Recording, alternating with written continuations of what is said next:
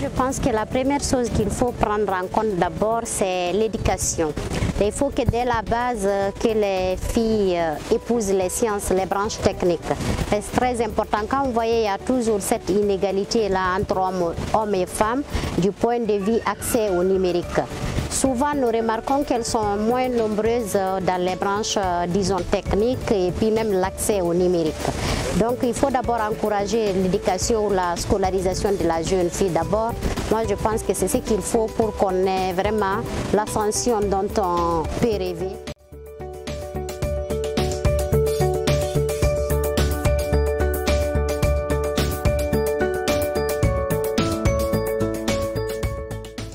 Le manque à gagner d'abord, il faut toujours penser à cette question d'inégalité.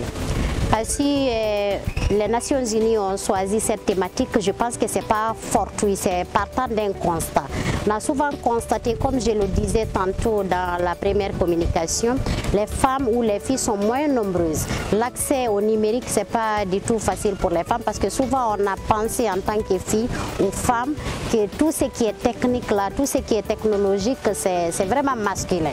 Souvent on a masculinisé cela, mais ces dernières années quand même, on est en train d'encourager les filles à aller vers ces sciences-là. Parce que c'est pour moi une solution pour mettre fin aux inégalités liées à l'accès au numérique.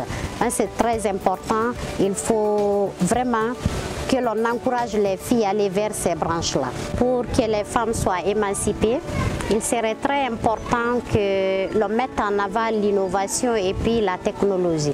Parce que qui parle d'innovation, l'innovation, je peux le dire, ça peut ne pas être totalement ou carrément lié seulement au numérique. Mais je pense que les technologies nous aident à innover. Et quand la femme s'intéresse aux technologies et puis elle innove, elle crée, ça favorise son émancipation, son autonomie.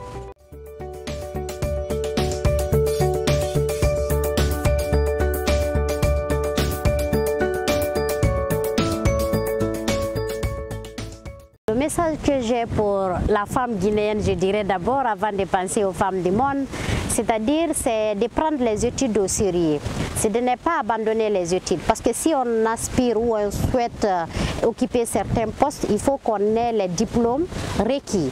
Il faut qu'on ait la qualification, la capacité, les compétences demandées par le poste.